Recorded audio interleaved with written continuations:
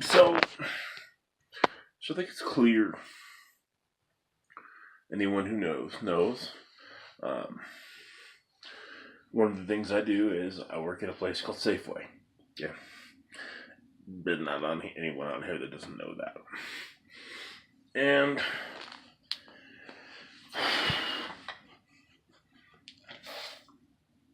so in this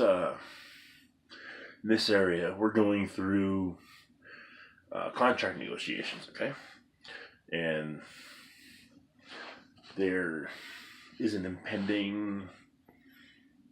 I'm not really potential to go on strike. Okay, no, not really allowed to reveal too many details or too much of anything.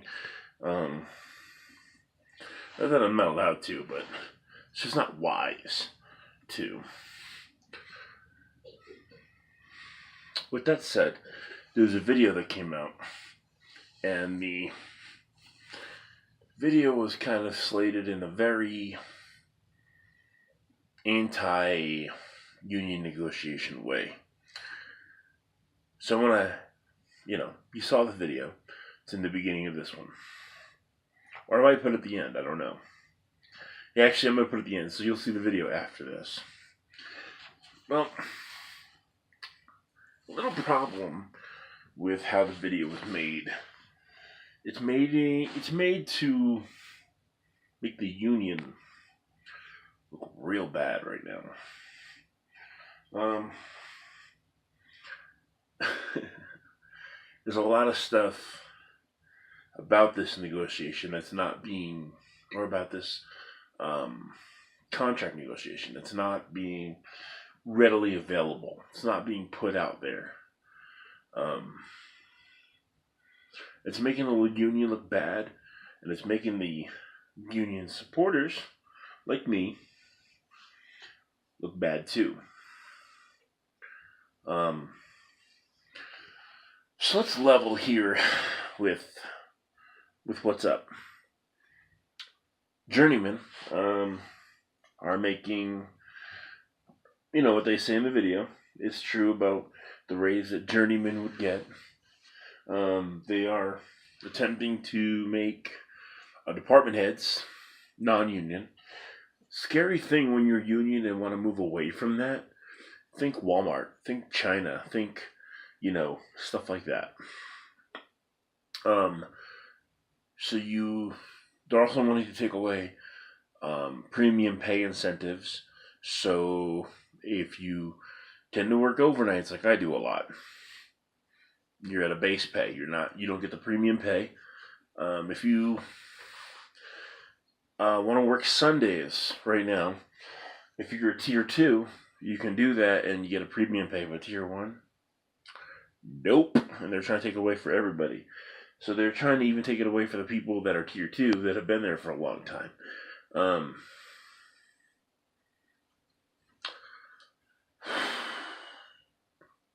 It's just a lot of stuff.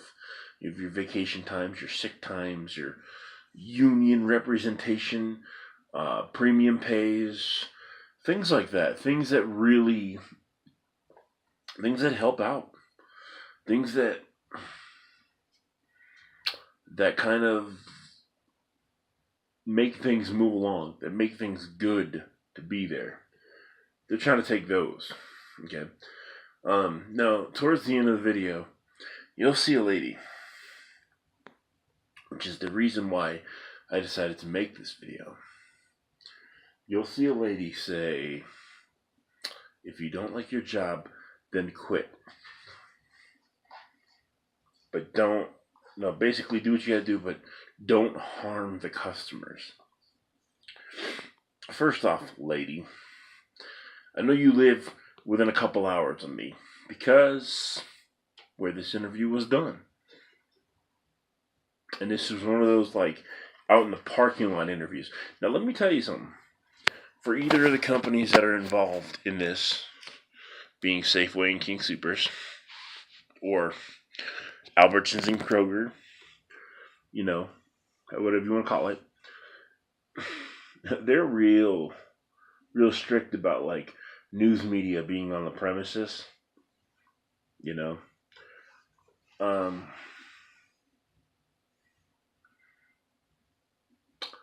so I just find it kind of funny that all of a sudden now they're like, yeah, yeah, yeah. Talk about how it's going to hurt the customers, and talk about how you would have to drive, to monument, or something like that. Yeah, yeah, yeah. Tell them that. Yeah, you can come on. You can come on, and film this.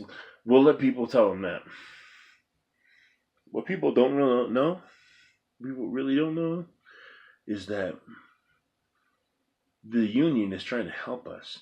We're not asking for too much. Okay, they're not asking for too much. Now, it's not my only source of income, but it's a decent part of it. There's a couple different things that I do, and that's just part of it, man. Um,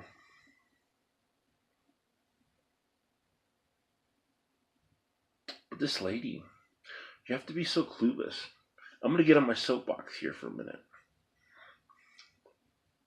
lady. There's more to a company than what they can offer to the customers. Understand this? What you should want from a company, and what really should speak to you as a customer of a company, as somebody who patronizes the business, is not only how that customer treats you, but how that company treats you, but how they treat the people that make the company run. How they treat all the workers from the top to the bottom, bottom to the top. You know,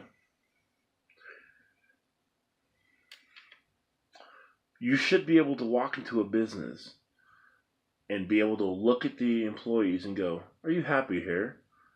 Do you feel like they treat you fairly?" And not everyone's going to be happy, but like overall,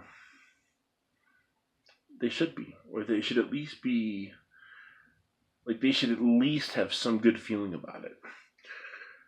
Do you know that the scabs, the people that they're going to hire, king supers, the temporary people, $15 an hour, right?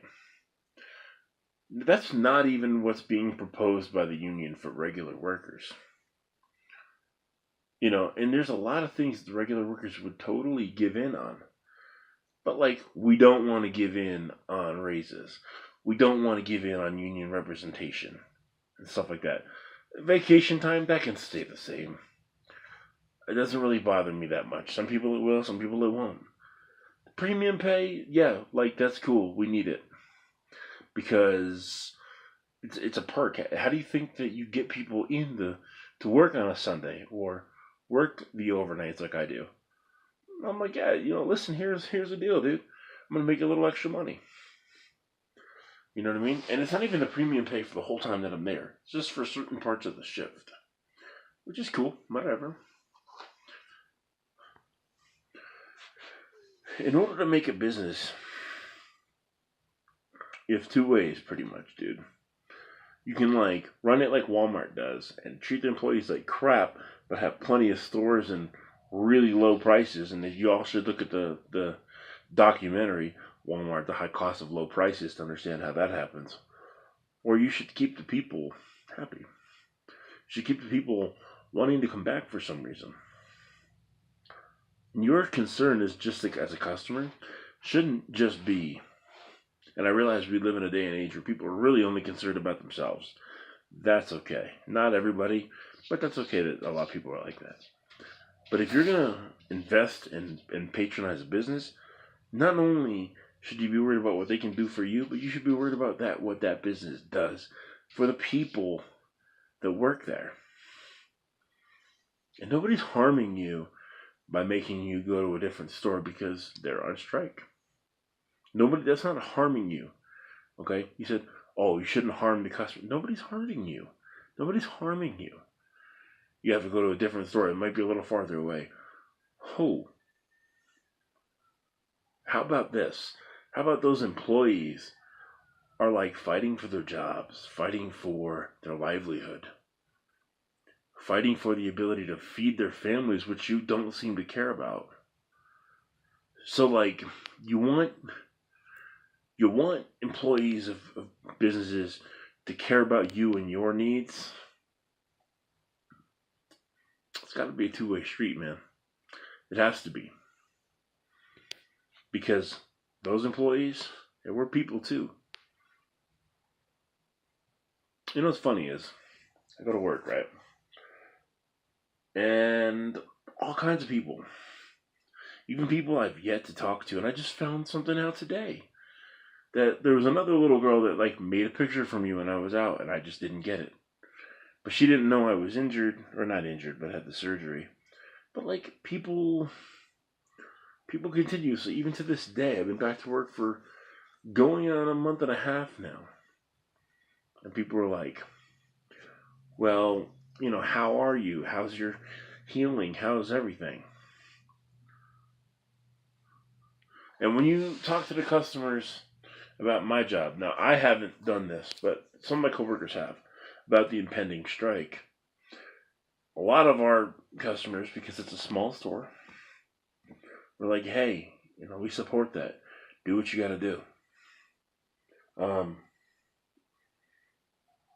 These are people that have come for years and have gotten to know us.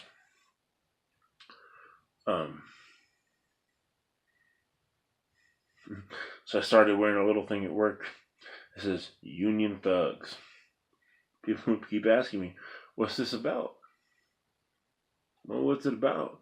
It's about this union being hard asses and doing what they're supposed to be doing and representing us. And it's something that is, it's pretty cool.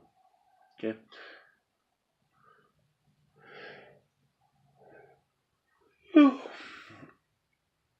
Think about that if you ever see this video. Think about that if you, next time you want to talk about how if you don't like your job, quit. It's not about liking your job. It's about being treated fairly. That's what it's about. Because as much as you need to do for your family, we got people that depend on us too. Okay, and those needs need to be met also. Lady, think about this. Think about if your job was taking away days where you could make extra money, vacation days, sick days. Oh, and by the way, your representation to make sure that you aren't fired for no reason. Would you still say, if you don't like your job, quit? Or now that it's you in this situation, now would you understand?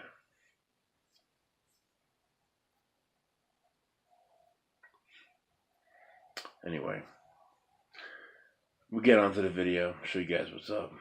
Y'all have a good night. Thousands of King Soopers and City Market employees could soon walk off the job, and of course affecting your neighborhood grocery store. The employees union and grocery chain are still working on a new deal to keep checkout lanes running and store shelves stocked. Lance Hernandez joins us live with how this could impact one of the Front Range's largest communities. Lance. Well, the big concern is what happens if they're not able to reach agreement. Will there be a strike? Will the company be able to keep stores stocked? The hope is that what happens behind those doors will be successful and there will be no strike. Local 7 members are getting shiny new pins. That's perfect. And new T-shirts to wear as they sit in on the negotiations. The union offering its own proposal today. It's looking for a better deal for its members. There are 117 King Soopers and 35 City Market locations in Colorado. They employ 23,000 people.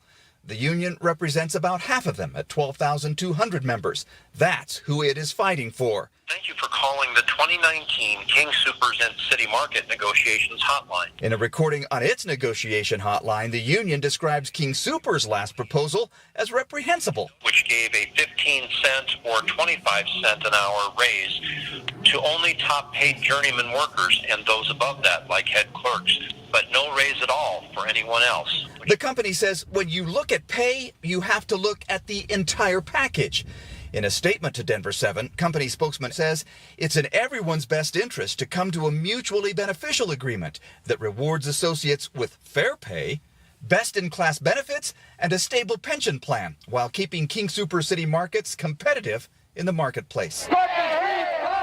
The last strike against King Supers happened in June of 1996. I would hope that the workers wouldn't strike and we would be forced to drive to Lone Tree or Monument. Customers don't want to see a strike. I think it'd be very unfortunate. Some believe the union is asking for too much. They shouldn't inconvenience customers, so let's operate as adults, and if you don't like your job, then quit, but don't harm everyone else.